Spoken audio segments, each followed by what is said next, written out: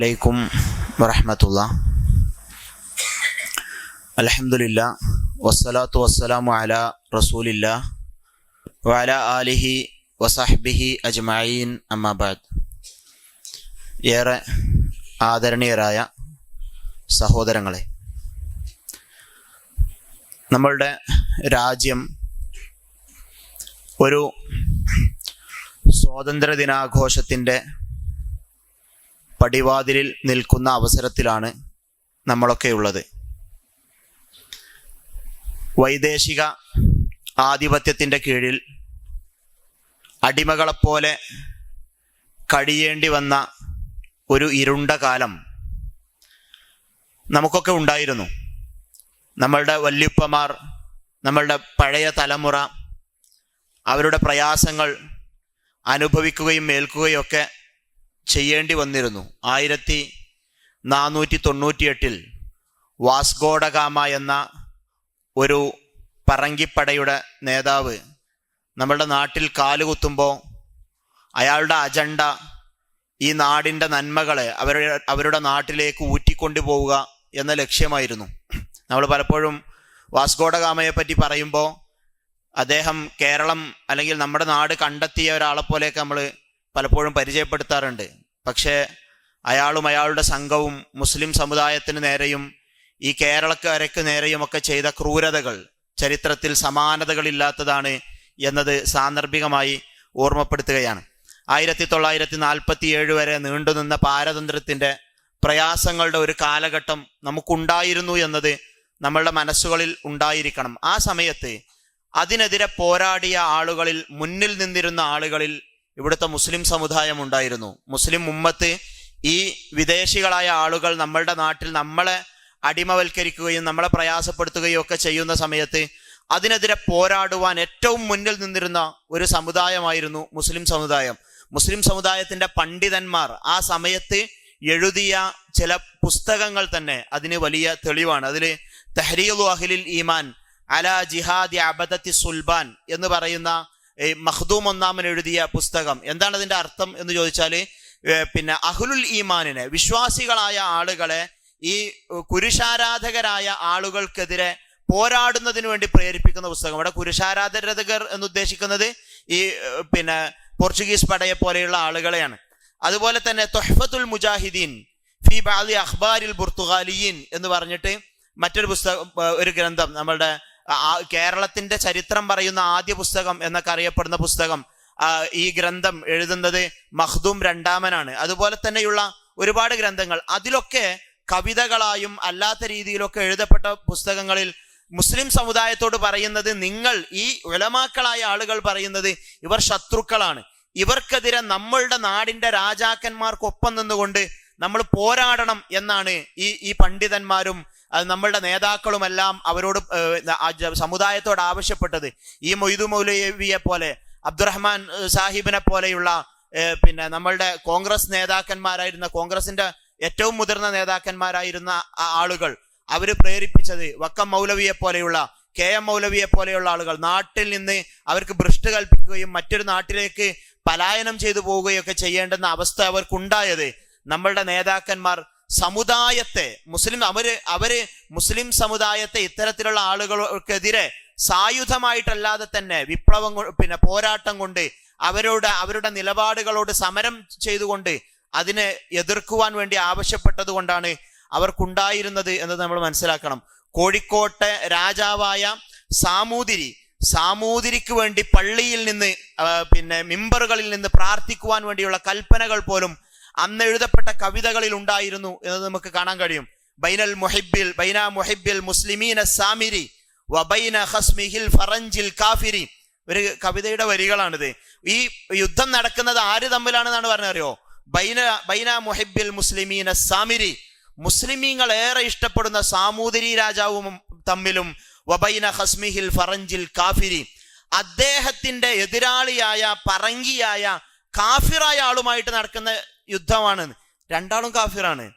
സാമൂതിരി മുസ്ലിം അല്ല, പക്ഷെ അദ്ദേഹത്തെ പറ്റി പറയുമ്പോൾ മുസ്ലിങ്ങളെ സ്നേഹിക്കുന്നവനായ സാമൂതിരിയും അദ്ദേഹത്തിന്റെ എതിരാളിയായ പറങ്കികളായ കാഫിറുകളും തമ്മിൽ നടക്കുന്ന ഒരു യുദ്ധമാണ് എന്ന് പറഞ്ഞിട്ട് അദ്ദേഹം അതിന്റെ അവസാനത്തിൽ പറയാണ് ഹത്താ ബിഖുത്ബതിഹി അലാ സുൽത്താനിന, ഖുത്ബകളിൽ പോലും നമ്മളുടെ സുൽത്താന് വേണ്ടിയിട്ട് പ്രാർത്ഥിക്കുക എന്നുള്ളത് ഫവാജിബുൻ അലാ ജമീഇൽ മുസ്ലിമീൻ, എല്ലാ മുസ്ലിങ്ങൾക്കും അത് നിർബന്ധമായ കാര്യമാണ്.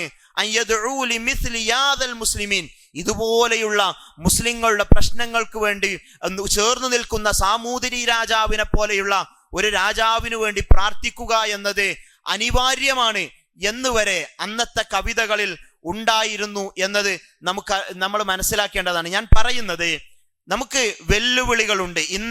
ഇന്നത്തെ ഇന്ത്യൻ സാഹചര്യത്തെ നമ്മൾ നോക്കുമ്പോൾ ഒരുപാട് പ്രശ്നങ്ങൾ നമുക്കുണ്ട്. ഒരുപാട് മുസ്ലിം സമുദായത്തെ അരികവൽക്കരിക്കുന്ന, അവർക്കെതിരെ നീങ്ങുന്ന രീതിയിലുള്ള പ്രശ്നങ്ങൾ, ഒരുപാട് വിഷയങ്ങൾ നമുക്ക് കാണാൻ കഴിയുന്നതാണ്. മുസ്ലിം ഉമ്മത്തിനെ തന്നെ പ്രത്യേകമായി കൊണ്ട് ഫോക്കസ് ചെയ്തുകൊണ്ടുള്ള അക്രമങ്ങളും പ്രവർത്തനങ്ങളും അതിനെപ്പറ്റിയുള്ള വാർത്തകളുമെല്ലാം നമ്മളുടെ നാട്ടിൽ നിലനിൽക്കുന്ന ഒരു സമയമാണ്. ഈ സമയത്ത് ചിലപ്പോഴെങ്കിലും ചില ആളുകളുടെ അടുക്കൽ നിന്നെങ്കിലും ചില സംസാരങ്ങൾ ഉയരുന്നുണ്ട്. ആ സംസാരങ്ങൾ ഗൗരവമുള്ളതാണ്. അത് മറ്റൊന്നുമല്ല, അള്ളാഹുവിന്റെ ഭൂമിയിൽ മുസ്ലിം ഭരണാധികാരികളുടെ കീഴിലുള്ള നാടുകളിൽ മാത്രമേ മുസ്ലിം ഉമ്മത്തിന് ജീവിക്കാൻ പാടുള്ളൂ, അല്ലാത്ത നാടുകളിൽ ജീവിക്കാൻ പാടില്ല, ഇവിടെ നിന്ന് ഹിജറ പോകണം എന്ന രീതിയിലൊക്കെയുള്ള സംസാരങ്ങൾ ഉയർത്തുന്നത് വളരെ ഗൗരവത്തോടു കൂടി നമ്മൾ കാണേണ്ടുന്ന വിഷയമാണ്. ഞാൻ നിങ്ങളോട് പറയാൻ ശ്രമിക്കുന്നത്, എന്തൊക്കെ രീതിയിലുള്ള പ്രശ്നങ്ങൾ നമ്മളുടെ നാടുകളിൽ ഉണ്ട് എങ്കിലും, ഭരണകൂടത്തിന്റെ അടുക്കൽ നിന്നും അല്ലാതെയുമൊക്കെയുള്ള പ്രശ്നങ്ങൾ ഉണ്ട് എങ്കിലും, നാടിനെ വെറുക്കുക എന്നത്, നാടിനോടെതിരാവുക എന്നുള്ളത്, നാടിന്റെ നന്മകളിൽ പങ്കുചേരാതിരിക്കുക എന്നുള്ളത് അത് പാടില്ലാത്ത കാര്യമാണ്. രാജ്യത്തെ സ്നേഹിക്കുക എന്നത്, രാജ്യത്തിന്റെ നന്മകൾക്ക് വേണ്ടി പ്രവർത്തിക്കുക എന്നുള്ളത് വളരെ ഗൗരവപ്പെട്ട ഒരു വിഷയം തന്നെയാണ്. അതിനുമായി ബന്ധപ്പെട്ടുകൊണ്ടുള്ള ഒരു വിഷയം മാത്രം പറഞ്ഞുകൊണ്ട് ഞാൻ അവസാനിപ്പിക്കുകയാണ്. യൂസുഫ് അലൈഹിസ്സലാം അദ്ദേഹം മിസ്റിലേക്ക് എത്തുന്നുണ്ട്. മിസ്റിലേക്ക് അദ്ദേഹം അടിമയായിട്ടാണ് എത്തുന്നത്. അവിടുത്തെ ജയിലുകളിൽ അദ്ദേഹം ബന്ദിയാക്കപ്പെടുന്നുണ്ട്, അദ്ദേഹത്തെ അറസ്റ്റ് ചെയ്യപ്പെടുന്നുണ്ട്. നിങ്ങൾക്കൊക്കെ അറിയുന്നതാണ്. അദ്ദേഹത്തിനെതിരെ ദുരാരോപണങ്ങൾ ഉണ്ടാക്കുകയാണ്, വ്യഭിചാരാരോപണം പടച്ചുവിടപ്പെടുകയാണ്. തികച്ചും അന്യായമായി കൊണ്ട് അദ്ദേഹത്തിന് ജയിലറകളിൽ കഴിയേണ്ടി വരികയാണ്. എന്നിട്ട് അദ്ദേഹം ജയിൽ മോചിതനായതിനു ശേഷം ആ നാടിനൊരു പ്രശ്നം വരുന്ന സമയത്ത് അദ്ദേഹം ചേർന്ന് നിൽക്കുന്നത് നമുക്ക് കാണാൻ കഴിയും. 7 മെലിഞ്ഞ പശുക്കൾ, 7 തടിച്ച പശുക്കൾ, 7 മെലിഞ്ഞ പശുക്കൾ 7 തടിച്ച പശുക്കളെ ഭക്ഷിക്കുന്ന ഒരു കാഴ്ച രാജാവ് കാണുന്നു. ഇതിന്റെ വ്യാഖ്യാനം അറിയണമെന്ന് അദ്ദേഹം ആഗ്രഹിക്കുന്നു. ആർക്കും പറയാൻ കഴിയുന്നില്ല. യൂസുഫ് അലൈഹിസ്സലാം അതിന്റെ വ്യാഖ്യാനം പറയുന്നു. രാജാവിന് അത് തൃപ്തിയാകുന്നു. ഒരു നല്ല സുഭിക്ഷതയുടെ, നല്ല സമ്പന്നതയുടെ ഒരു 7 വർഷം വരാനുണ്ട്. അന്ന് കൃഷിയൊക്കെ നന്നായിട്ടുണ്ടാകും.